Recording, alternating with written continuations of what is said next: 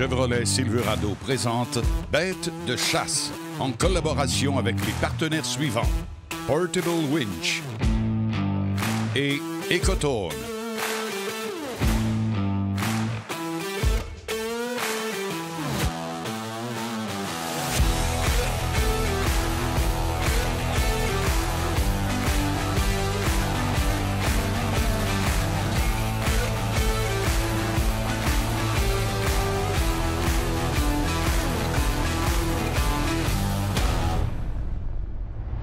Cette semaine, dans Bête de chasse, on reçoit notre ami Jason Tremblay qui va venir parler technique et surtout qui va vous faire une chronique pour justement faciliter vos chasses futures. On va avoir aussi notre ami Yves Martineau, de nos amis de l'Association des conducteurs de chiens de sang du Québec. Et on va finaliser avec une superbe chasse, vous allez voir ça, qui implique la relève et vous allez voir que ça donne des images vraiment spectaculaires. Bonne émission tout le monde! Alors, on est maintenant rendu à notre chronique Anatomie du gibier avec notre expert Yves Martineau. Yves, cette semaine, on va parler d'ours. Donc, ce que j'ai fait, c'est que j'ai congelé un ours qui a été tiré dans la tête pour pas que son anatomie soit dérangée. Et puis, je l'ai fait geler et je l'ai tranché en tranches pour redéfinir son anatomie. Chaque ligne que vous voyez, c'est une tranche que j'ai faite qui est identifiée par une lettre. Donc, j'ai coupé une tranche au cou. Si vous remarquez, l'os de la colonne vertébrale, c'est pas très gros chez l'ours. Il y a beaucoup de viande autour. Donc, il faut faire attention. Absolument. Donc, les gens qui disent « Moi, je fais un tir de cou sur... » On parle d'un ours, alors les chances sont quand même assez minces, là. Assez minces. Donc, chaque fois qu'on voit du jaune, c'est que c'est de la chair. Si vous remarquez, il y a beaucoup de chair dans l'ours. À chaque coupe, il y a de la chair. Oh. Si vous remarquez ici, là, à cet endroit-là, je suis centre poumon chez un cervidé. Puis ici, je commence à avoir... Absolument. On voit à peine le rouge, là. On commence à avoir du poumon, mais il y a encore beaucoup de place à le manquer. Si vous remarquez, ici, ça l'agrandit encore, mais c'est très petit, le poumon d'un ours. Ici, il y a du bleu qui s'ajoute, c'est le cœur qui commence. Si vous remarquez, le cœur qui est ici est beaucoup plus arrière qu'un cervidé. Ici, vous avez du blanc pour le foie. Oui. Le foie est à l'opposé. Il est du côté gauche. Côté gauche. Contrairement à un cervidé qui est du côté droit. Pourquoi il n'est pas identique au niveau anatomie? C'est que c'est pas un ruminant, un ours. Absolument. Donc, il n'y a pas la même anatomie. Quand je ramène toutes mes lignes de photos sur l'ours, je vois son anatomie. Donc, j'ai entouré le poumon. Si vous remarquez, le poumon, c'est une pointe de tarte. Absolument. Le cœur, le foie, la panse, c'est ce que ça donne chez l'ours. Si vous remarquez, le poumon qui est une pointe de tarte, le devant d'un poumon d'orignal, c'est grand, le devant d'un poumon de chevreuil, c'est grand. Mais un ours, c'est petit, le devant. Donc, si vous remarquez, l'anatomie est beaucoup plus petite en pourcentage qu'un cervidé. Absolument, mais c'est vraiment impressionnant parce que les gens, quand on parle d'un cervidé, on parle de vraiment, on tire vraiment plus vers l'épaule. Oui. OK, mais quand on arrive avec un ours, on voit que c'est complètement décalé vers l'arrière. Un ours, le meilleur endroit où viser, on prend le centre entre les deux pattes, le centre sur la hauteur, puis c'est un petit peu en bas du centre. OK. Pourquoi c'est là? Parce que c'est le centre du poumon. Il faut viser le centre de notre cible. C'est les poumons qu'on vise. Et vous avez le cœur qui est juste en dessous. L'os de patte, si vous remarquez, il nuit pas non plus. Puis si vous remarquez, il est droit. Moi, si je me mets à quatre pattes, je suis droit. OK? Et tandis que nos cervidés? Les cervidés, c'est différent. Ils sont faits pour springer. Si vous regardez, l'os de patte, il est à hanche chez un cervidé. Absolument. Si je le mets de la même façon pour l'ours, et puis je mets de la chair autour, la ligne blanche, c'est l'arrière de la patte, je suis à peu près pareil comme un cervidé. Absolument. D'où la raison pourquoi il faut reculer le tir. Très important, très important. Yves, encore un gros merci. Et sur ça, nous autres, on continue avec Bête de chasse. La chasse de la semaine, une présentation de Chevrolet Silverado.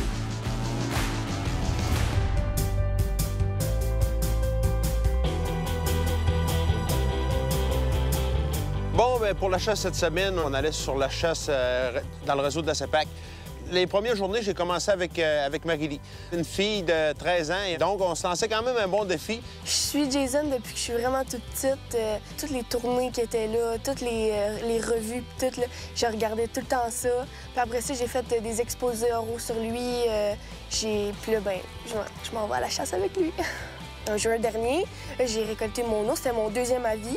Après ça, je pense une semaine avant qu'on vienne ici, j'ai récolté 2 méchants bocs anticosti. C'est vraiment hot, ils sont énormes. C'était mes 2 premiers chevreuils aussi. Là. Ça n'a pas de bon sens.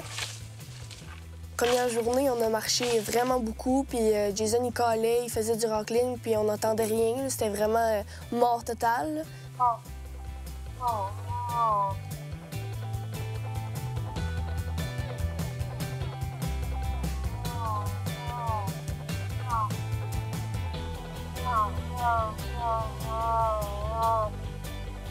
Ben écoutez, c'est pas compliqué. Dans la première journée et demie, je pense qu'on n'a même pas vu un, nous autres. On n'a même pas vu un orignal. Là. Fait qu'un soir, à un moment donné, Jason, il dit « Doom, ça te dérangerait-tu de pas venir à la chasse avec nous autres? » Mais il dit « T'arrêtes quoi à faire? Le bas de la zone, on n'a pas été là. J'aimerais ça que tu ailles voir s'il y a des signes. » Je te dis, là, tu sais, tu m'avais dit de venir checker le secteur ici, là. Celui-là? Ouais, ici, là.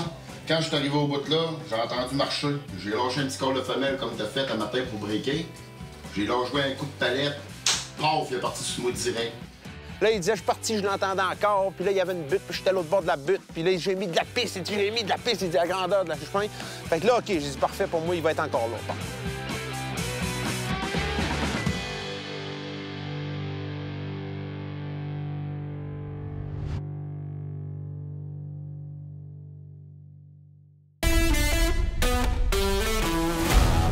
Cette semaine, on vous parle de sac à dos. Le sac à dos est un équipement extrêmement important pour le chasseur, dépendamment si vous êtes un chasseur de sauvagine ou un chasseur de petit ou de grand gibier. Il y a des caractéristiques qui leur sont propres. Si on prend un sac à dos pour les chasseurs d'oiseaux migrateurs, les principales caractéristiques qui sont recherchées, on va rechercher quelque chose qui est imperméable, quelque chose qui est de construction robuste et qui va également être confortable au niveau du transport. Le deuxième sac à dos, le petit gibier impose des heures de chasse qui sont moins rigoureuses qu'une très grande journée. Et ce que vous avez à apporter, différents éléments, comme du ruban, comme des munitions et votre lunch. Et un petit sac à dos sera facile et sera aussi silencieux. C'est vraiment ce qui est recherché pour les chasseurs de petits gibiers. En terminant, on va vous parler d'un sac qui est encore plus technique. C'est un sac qui est de construction robuste, mais on a mis l'emphase sur le silence. Alors, vous savez, quand on se déplace et qu'on est en chasse fine, vous voulez vraiment faire corps à corps avec la forêt et vous allez pouvoir passer une grande journée parce que vous pouvez voir, au niveau des différentes bretelles, il y a un sac de taille qui est coussiné. Vous avez également à l'intérieur une membrane qui va vous permettre de mettre suffisamment de matériel pour faire une journée de chasse en tout confort. Vos marchands et Cotone vous souhaitent bonne chasse.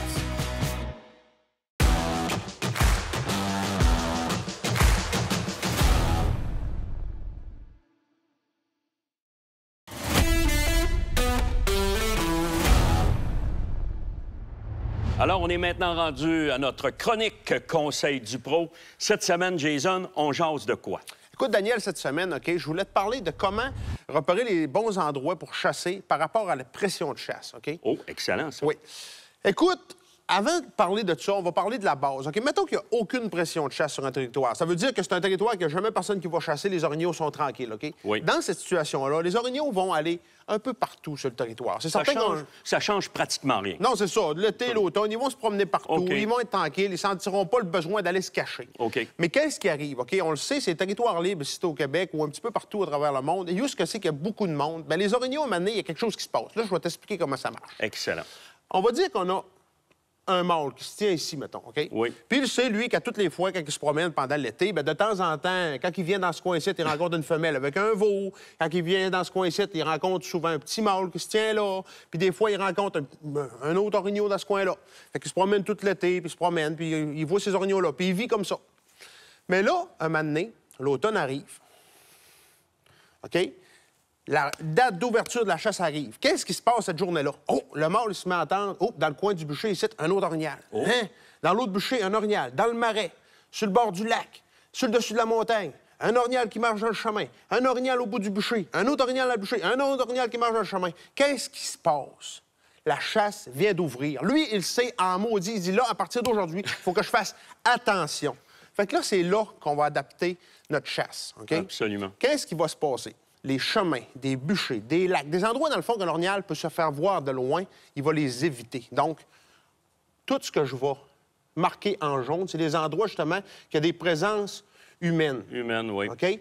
Tous ces secteurs-là, ici, tous les chemins, les bûchers, tout ça ici, OK? Il va éviter ça. Puis ce qui est le fun, c'est qu'à un moment donné, par élimination, on va se rendre compte que nos orignaux sont pas si tellement durs à trouver que ça. OK? Parce qu'il va rester quelques endroits seulement. Regardez notre carte déjà, là.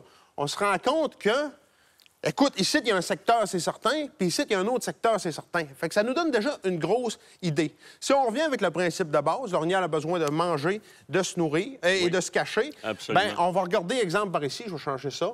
On va regarder dans ce coin-ci, on a un site de repos, on a un site nourricier. Bien, ici, on aurait peut-être un endroit, justement, qu'on va trouver des orignaux. C'est que les orignaux vont s'éloigner des endroits. Il va arriver qu'on va voir des traces des bûchers, des chemins, tout ça, mais c'est surtout des mouvements qui vont être faits la nuit. Absolument. Donc, il ne faut pas nécessairement se fier à ça. Quand il y a de la pression de chasse, on va chercher des endroits éloignés. OK? C'est là que les orignaux vont être. Puis même, quelquefois, on va dire que cet endroit-là qu'on parlait, bien, il est éloigné, mais des fois, la nourriture ne sera pas parfaite. Mais il y a tellement de pression de chasse qu'ils vont se tasser dans ces endroits-là quand même. C'est des principes de base que des fois, ben, on pense pas vraiment, mais tu viens encore de nous cibler vraiment là, des bonnes techniques. Alors, merci Jason, et on va continuer avec bête de chasse. Le lendemain matin, on redécolle. Là, je le savais en maudit. J'avais regardé la carte. J'ai dit, il est dans ce coin-là. Le vent devrait être à peu près comme ça. Tout est correct. Je pars avec Marie-Lie. J'arrive dans ce secteur-là. Je regarde mes affaires. Je le sais à peu près dans quel secteur qui se tenait par rapport à qu'il avait entendu le soir.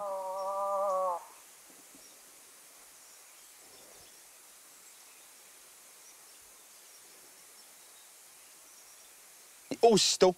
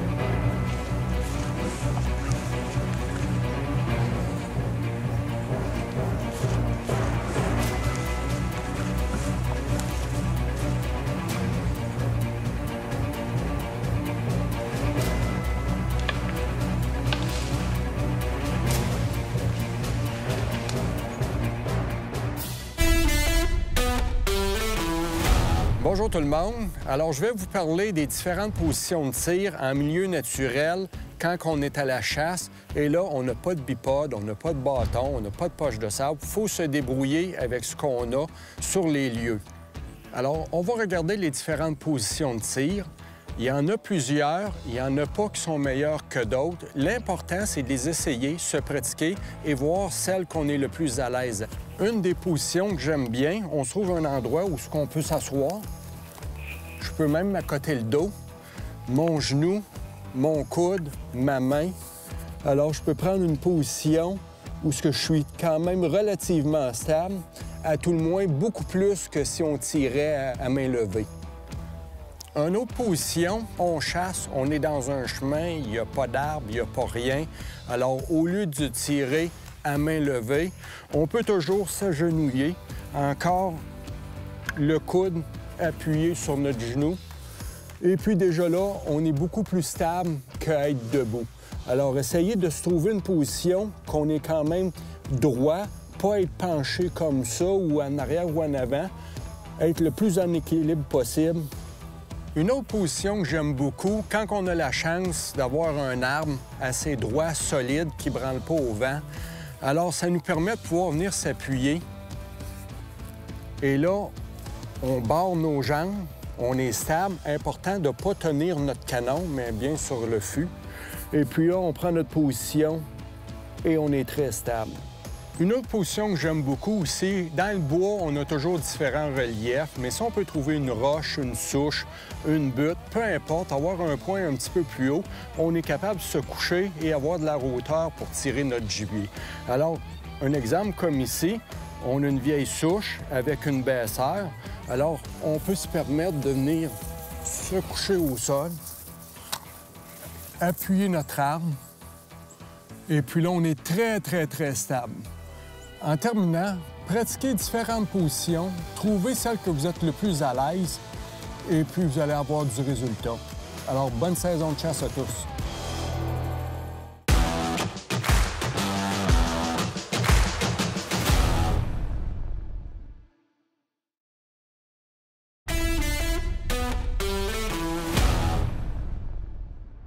Je suis en pleine préparation pour un voyage. On parle d'un combiné chasse-pêche.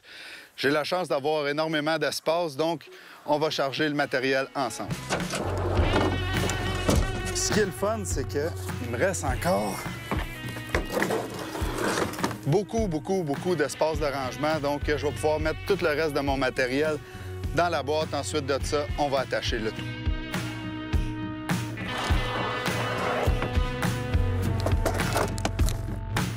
Maintenant, c'est important de sécuriser notre voyage pour vraiment qu'il n'y ait rien qui tombe. J'ai 12 crochets d'arrimage qui peuvent tenir jusqu'à 500 livres, donc ça va m'aider énormément. On va attacher ça ensemble.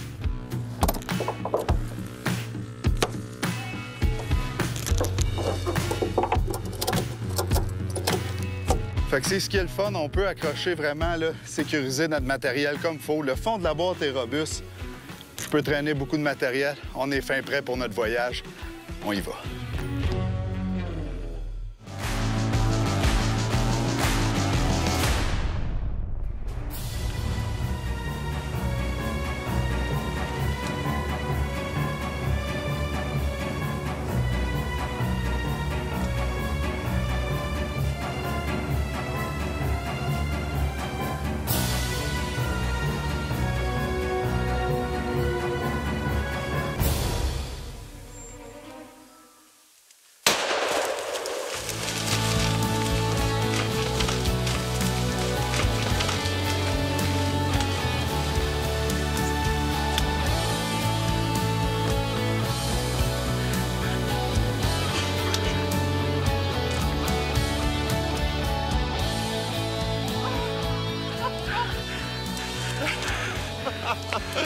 Félicitations!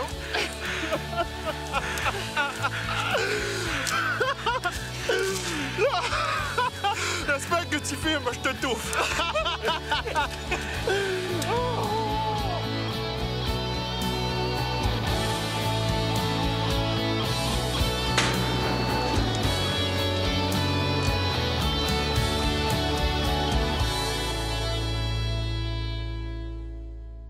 Veux pas, il y a eu un moment de déception quand ce que c'est qu'on voyait qu'on trouvait pas de sang, qu'on retrouvait pas la bête, mais tout le monde ici était un petit peu déprimé. Maman, je suis tellement déçue, ça se peut qu'on le retrouve pas. Jason, il a dit qu'on voyait plus de sang. T'es obligé de faire appel justement à l'Association des chiens de sang du Québec.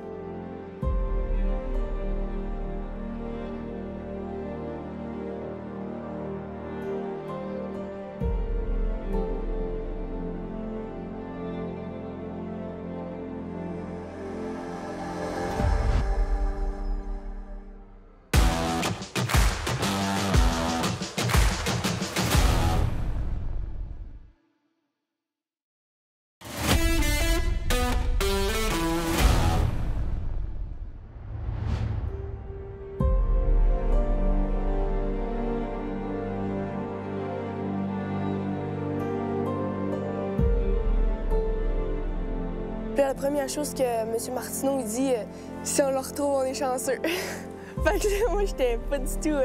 j'étais vraiment pas convaincue. Là, après ça, tu sais, ils arrivent tous en même temps. Jason, mon beau-père, puis le chien de sang, ils arrivent tous en même temps. Puis là, nous autres, on est tous contents. On est genre pi. Genre, on n'a rien trouvé. Bien, c'est ça. On a commencé la recherche. On a fait environ 800 mètres. On est arrivé à la rivière où ce que Jason avait arrêté. Puis Jason l'a relevé. Là. Il avait cru entendre partir, mais c'était ça. Il l'avait relevé, il s'était couché sur le bord de la rivière. Pas très loin. Fait que là, j'ai filé. On a filé un bon bout qui se met 1 kilomètre. Là, on l'a relevé encore une autre fois. Fait que là, on a arrêté, on a attendu, on a donné du temps. On est reparti dessus. On a fait encore quasiment 1 kilomètre. On l'a relevé encore, il s'était couché dans un trou d'eau. On a arrêté, on a redonné du temps. On est reparti dessus. On l'a trouvé mort.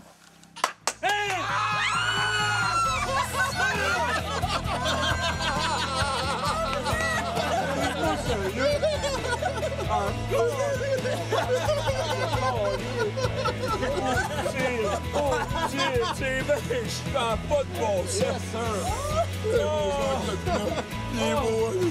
T'as tiré beaucoup mieux que ce qu'on avait vu sur la caméra. Oui, t'as tiré plus bas. T'étais pas si haut, t'avais tiré plus bas. Et tu l'as poigné dans la boule. Ouais. Oh, félicitations! Ben, j'en reviens. Hey, je veux juste dire quelque chose. Ça fait maintenant, c'était moi qui étais caméraman ce matin, ça fait maintenant 4 heures qu'on attendait. On attendait, écoutez, là, les émotions, on est barrés dans le ventre. Pauvre elle. Hey, check ça, la petite famille, comment est-ce que...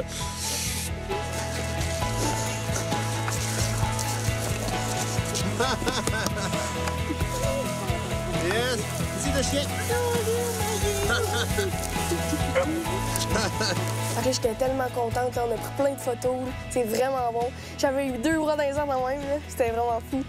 On l'a trouvé, ton boc, Marie-Lie. Yes! T'as la barouette, hein, ton premier? Ouais. Et t'avais peur? Oui, j'étais sûr qu'on l'avait pas. Marie-Lie, félicitations. Merci. Yves, écoute, je te remercierai jamais assez. Une job incroyable, puis ça a fait encore un beau résultat encore une fois aujourd'hui. Ben, la morale a remonté au bout, tout le monde était craqué au fond, puis une super de belle chasse.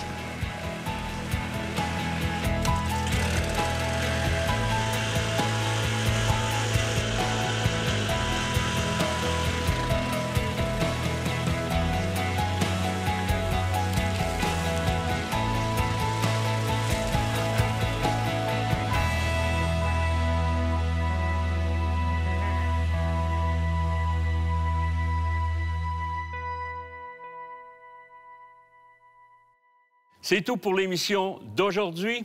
Alors, la chasse, c'est la passion, c'est l'amour de la nature et surtout le respect du gibier. Alors, soyez, vous aussi, une bête de chasse. L'émission Bête de chasse a été présentée grâce aux partenaires suivants. Les carrossiers CarStar du Saguenay-Lac-Saint-Jean, les armes Fierce et les produits Pro Expédition.